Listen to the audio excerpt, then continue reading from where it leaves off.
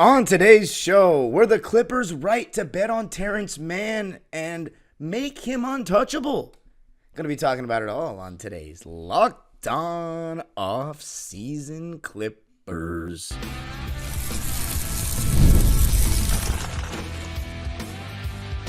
You are Locked On Clippers, your daily Los Angeles Clippers podcast, part of the Locked On Podcast Network, your team every day.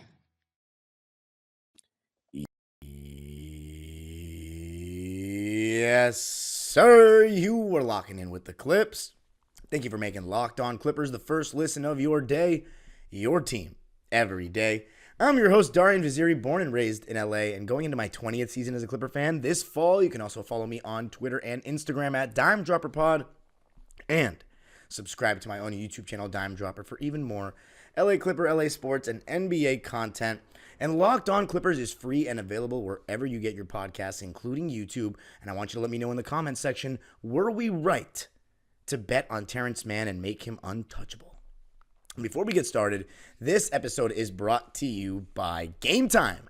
Game Time is the best place to get great deals on tickets last minute for any event that you want to see. Just download the Game Time app, create an account, and use code LOCKEDONNBA for $20 off your first purchase.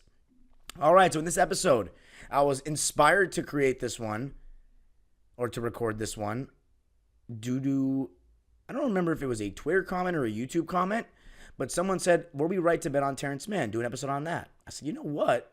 That's a great idea. And by the way, I hope you guys have enjoyed the back-to-back guest episodes I had with radio host Adam Osland and then Grant Money Mona, who is a Clipper fan and is going to be covering the team for the Sporting Tribune next year, which is Arash Markazi's website and sports platform that he's now created. So trying to get as many guests as I can. I got one that might knock your guys' socks off very soon. So I'm really trying to put in the work with a guest this summer, guys. If you want to see any Clipper brass, Clipper people, let me know in the comments. And if you say Ralph Lawler, just know I've tried. Maybe one day, but I've tried. I'm still trying. But let's talk about Terance, right? So about a year ago, and honestly, this stretches back to before a year ago. So 2-1-3, Paul George and Kawhi Leonard, they've always wanted a point guard, or they always wanted a point guard, right? In 2023, Reggie Jackson, who I love to death, was starting to show everybody that, you know what? He's kind of fallen off. He's probably not the guy to be the starting point guard of this team if they want to win a championship. He was too careless with the ball. He dribbled too much. He thought he was much better than he was, which took the ball away from other guys. He stagnated ball movement, and he did not play a lick of defense. And that is just, I'm just talking about Reggie Jackson the last year. Now, he did some of those things even in his good years, but there was such great shooting, and you know, he was creating so much for us that the pros outweighed the cons. Now it was becoming that the cons were outweighing the pros. So we were putting our name out there for different point guards. This is when Kyrie Irving's having the whole falling out with Brooklyn, and Kyrie Irving's name was being hovered around the Clippers. Now, before I tell you about the Terance Mann not being traded thing, Jerry West, before the season even began, I really can't believe that I'm speaking about Jerry West and he's not, breathing the same air as me anymore. I used to always use Jerry West as a comparison when people try to act like players from the 60s and 70s are like legitimately like less of a less evolved human species than the current humans that are being born. They act like that sometimes. So I always said Jerry West is breathing the same air as you because they try to act like these players are some scientific robots that were created in labs. And back in the day, they were just regular human beings. But it's just sad that Jerry West is not actually breathing the same air as me anymore. I say that to say that I saw him talk about the team before the 2022-23 season, and he said that Terance Mann is the player that everybody calls about. He said that he is the one everyone wants. Why, you ask? Well, he's kind of a Swiss Army knife kind of player. He can do a little bit of everything. He can catch and shoot. He's a good cutter. He can defend. He just connects well with stars. There's a lot of stars in this league. There are a lot of on-ball guys in this league. And there are more guys that can get their own shot to me than ever before. I think the ball in your hands and skill work like threes and dribbling, they're more emphasized than ever before in today's development. I'm saying this as somebody who's in development, who is an AAU coach. And it starts when I was coming up, like in the mid-2000s, like with the changes of the game, everybody's teaching guard skills now. That's why you see in America bigs with guard skills, but they sometimes lack the skills that a big like Zubats has, right? Came up overseas, back to basket. Anyway, Terance is great to put around stars, and nowadays there's so many on-ball guys, right? So a lot of teams want that. Now, the Clippers wanted a point guard. So two names that were floated around were Fred VanVleet and Kyrie Irving. And the Clippers apparently did not want to part ways with Terance Mann. Lawrence Frank was adamant, and Jerry West and them were adamant about keeping Terance. They believe that what he does is integral to building championship teams, like those type of players. The disconnect came, and you can go back to 2023 and look for the videos or the podcasts. Remember, you can always listen on audio as well. You can go back and check. When I was talking about the team that season, and when this was all shaken down, Ty Lue and Lawrence Frank not being on the same page, right? They were not on the same page. And when I say that, I mean Ty Lue was not playing Terance Mann a ton. He was not starting him every game. He was not playing them the way he deserved to be played. And that was a huge point of emphasis in all the comments when I first became host of this show about, oh my God, Terance needs more minutes. Terance needs more minutes. That was a thing in 2023. And the fact that the GM and our front office didn't trade him for a star, a superstar level player in Kyrie, who now is showing everybody that given the right situation and an organization that believes in him, not saying the Celtics didn't, by the way, but the Nets clearly showed a lack of faith with not paying him what he wanted, and that, COVID messed that up and stuff like that. But with Dallas, he's shown how great he could be. And the Clippers said, nah, we don't want to trade Terance Mann for Kyrie Irving, who is not showing how committed he really is to winning a championship with all the stuff that was going on in Brooklyn. Fred VanVleet was a safer option, and we were still like, nah, we don't want to trade Terance. Then the James Harden stuff began. And it's like Terance Mann was the holdup. He was Mr. Untouchable. The Clippers have reportedly labeled him untouchable, which is why I labeled this first segment of this show Untouchable. And the fact of the matter is, I wanted to give background on why I'm even making this episode. Terance Mann was seen as untouchable. And if we're talking about it in a single and by the way, here's why I say the answer to the question, was it worth it? Like, were the Clippers right to bet on him this much? I think yes, if we're just talking about the decision to trade for Harden. Because, yeah, we did give up a first-round pick. That's what really hurts me. But I don't think, if you trade Terance Mann instead of Nico, do you have to attach that first-rounder? Maybe not. Here's the thing. I don't know if a first-rounder is guaranteed to even be as good of a role player as Terance. Like, is it worth the gamble? You could argue, sure. But here's how I see it. We got James Harden, and we missed Rocco and Nico, but the guy we really missed was Nico. Because Rocco didn't really actually get going as a Clipper. He never really got the proper chance besides the end of the 2021-22 season. So it was really just that we missed Nico Batum. We missed another big forward on the squad, right? And potentially, we did list some depth there because we wanted to use Rocco more. To start last season, we were using him more. But the fact that we have Nico back now, we still got James Harden.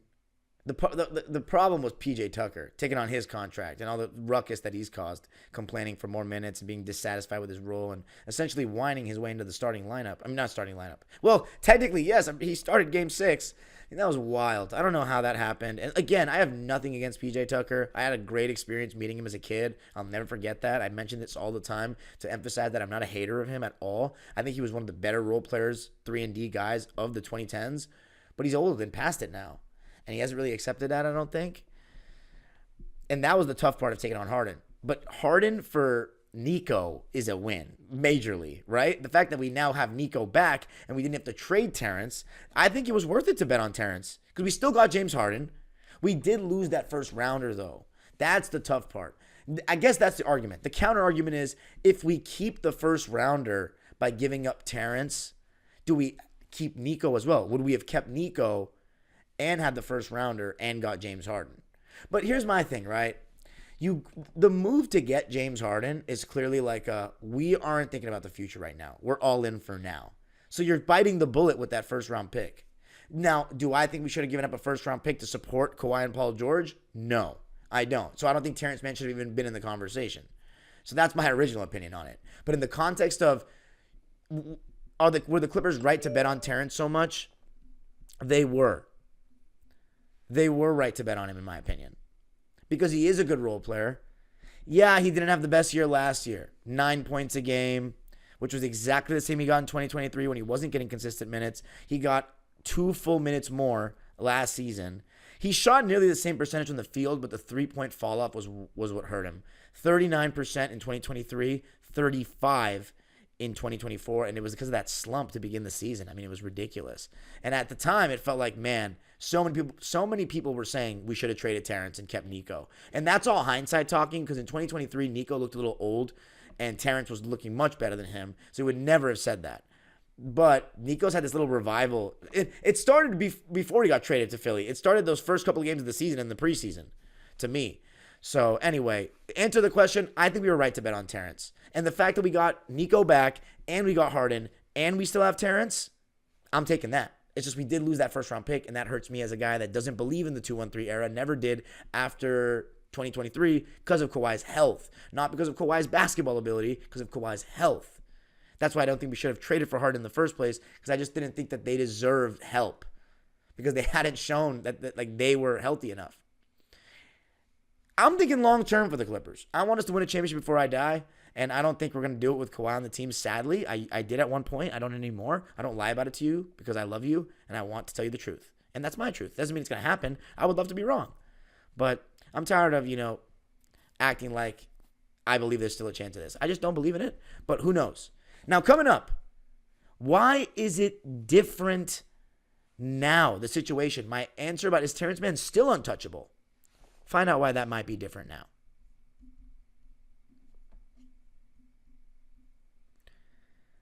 I got to tell you a little something about Game Time.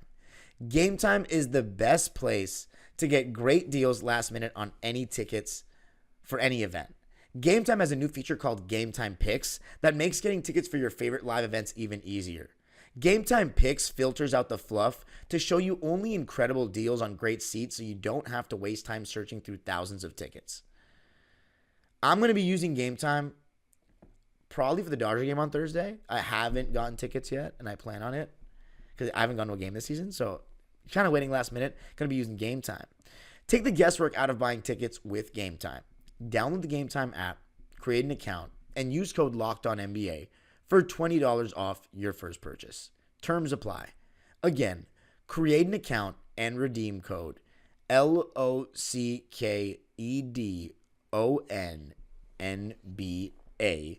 for $20 off.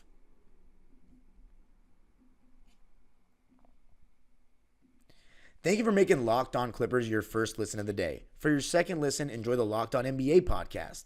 There is no offseason in the NBA, and Locked On NBA provides daily basketball analysis from national and local experts in 30 minutes or less. No one keeps you as informed and entertained as Locked On NBA. Available on YouTube or wherever you get podcasts. Part of the Locked On Podcast Network, your team every day.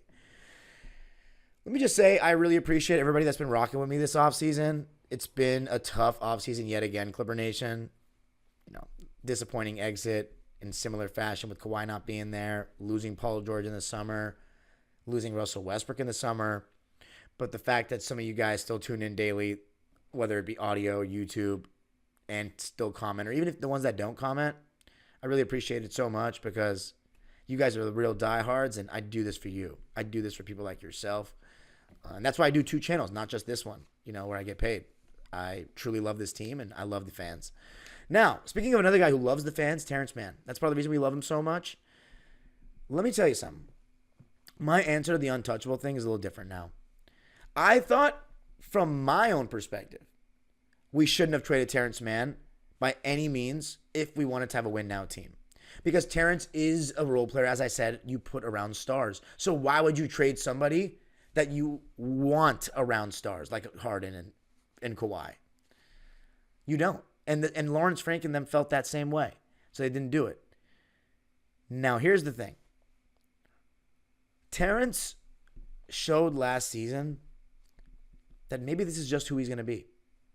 And when I say that, I don't mean like, there's a lot of people out there that think Terance Mann needs to make some big leap still, like scoring and stuff. And I just don't think he's that kind of player. I don't think he's a skilled enough one-on-one NBA player with his handle, with his shot, to be a creator in the NBA.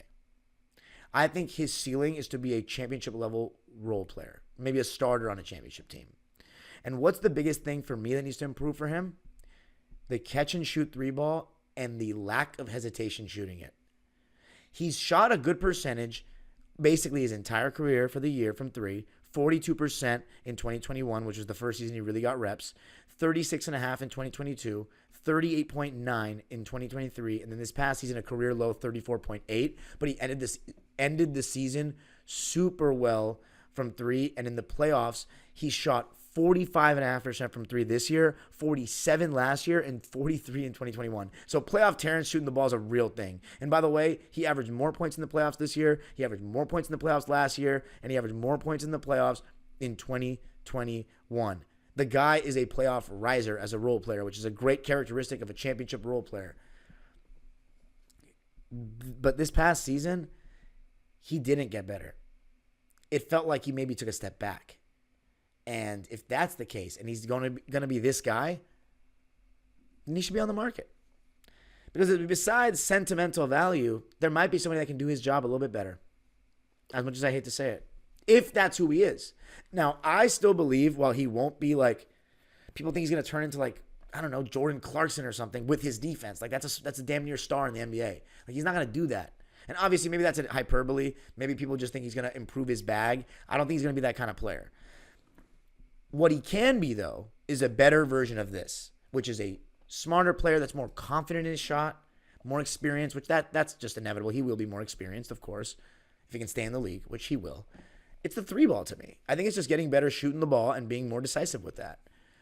Because he just passes up way too many open threes for a guy who shoots a decent percentage. And I think defensively, he can get better screen navigation-wise. I think that comes with time, just learning angles a little bit better, learning guys' tendencies a little bit better, communicating. So I think he can get a little bit better there. But I think these are marginal improvements. But those marginal improvements may still be enough for him to be a role player on a championship team. So I think he could still be that. Whether he's a starter on a championship team, I'm not sure. Maybe he's a bench player.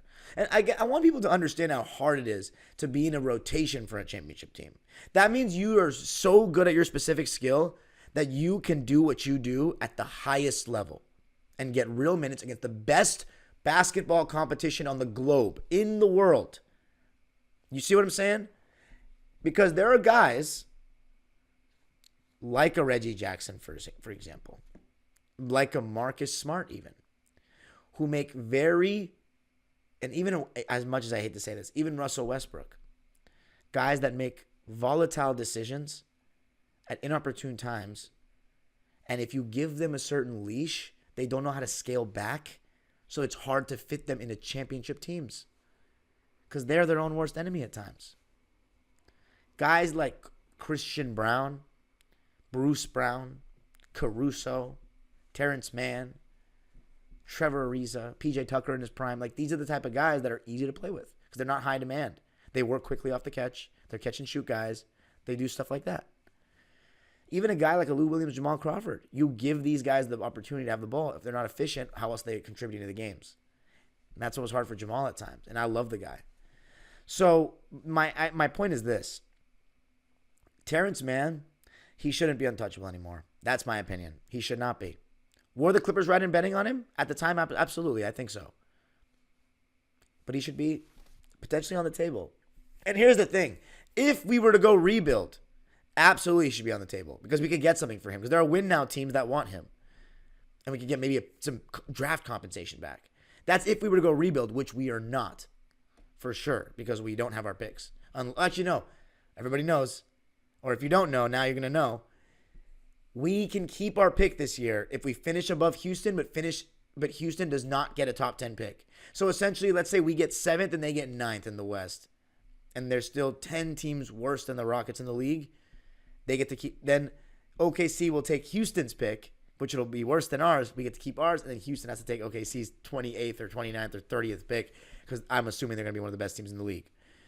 But coming up, how do I feel about Terance Mann being on the table? I'm going to be talking about that next.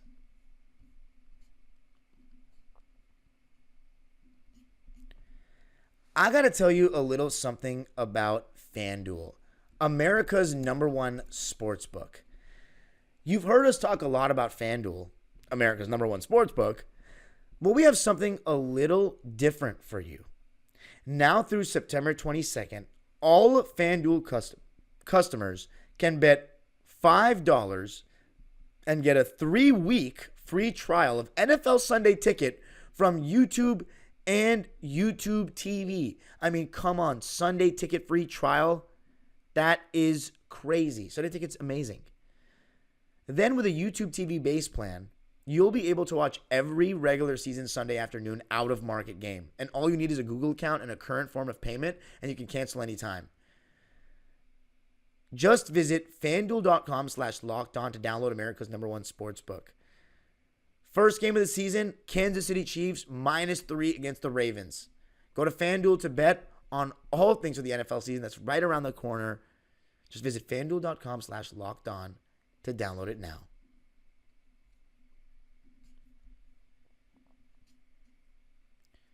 All right. So to finish off this Terance Mann episode of why I think we were right to bet on him, but he shouldn't be untouchable anymore. How do I feel about it?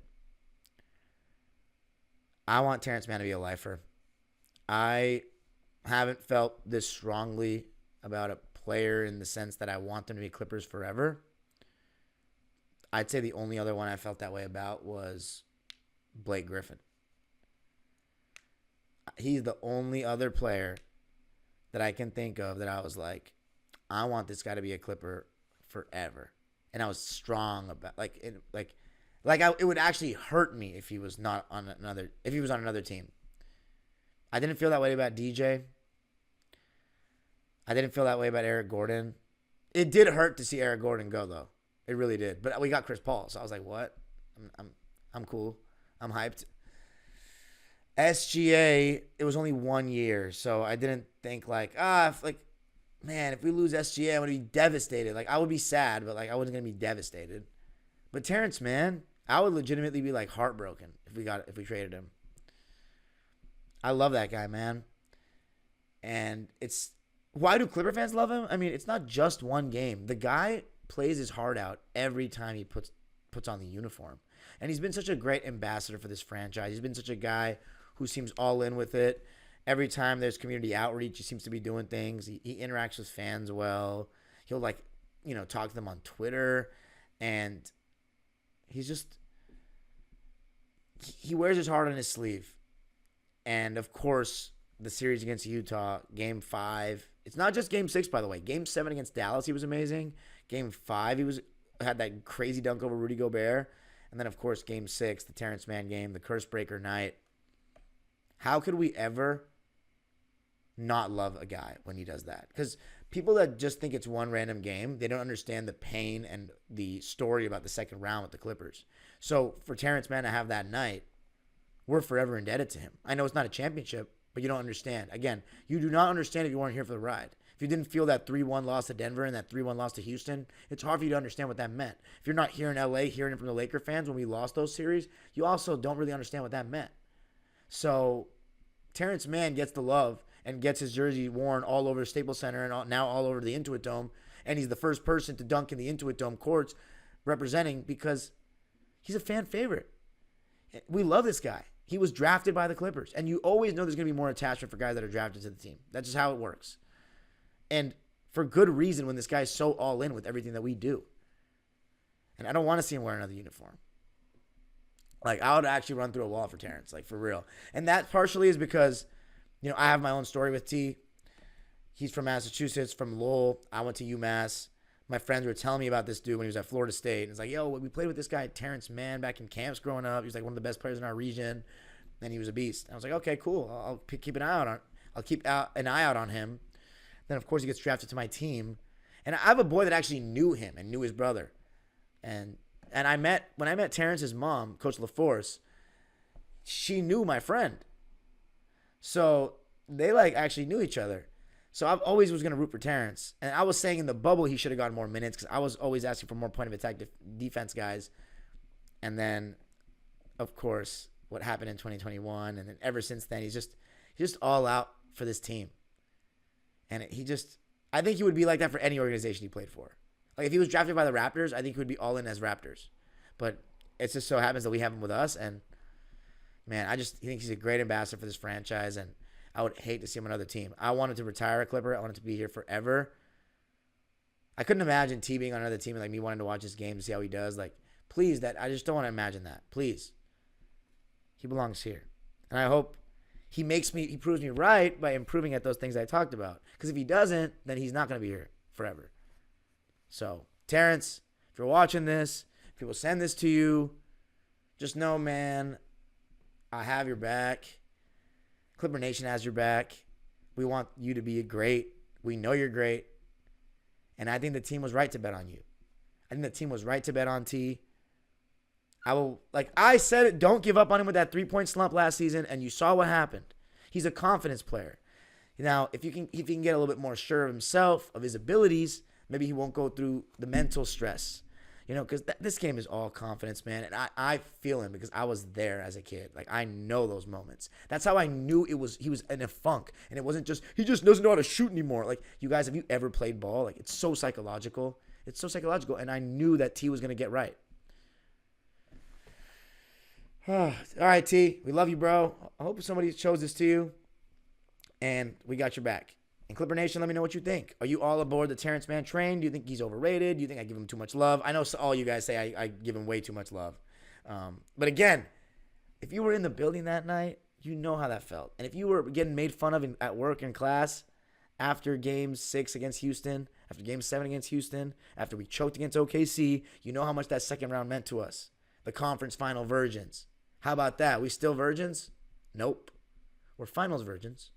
But not for long. You can follow me on Twitter and Instagram at DimeDropperPod. Subscribe to my own YouTube channel, Dime Dropper, for even more LA Clipper, LA Sports, and NBA content. And Locked On Clippers is free and available wherever you get your podcasts, including YouTube. Let me know what you thought of this episode and how you feel about Terance and the way the organization has backed him. The age-old proverb continues, go Clippers.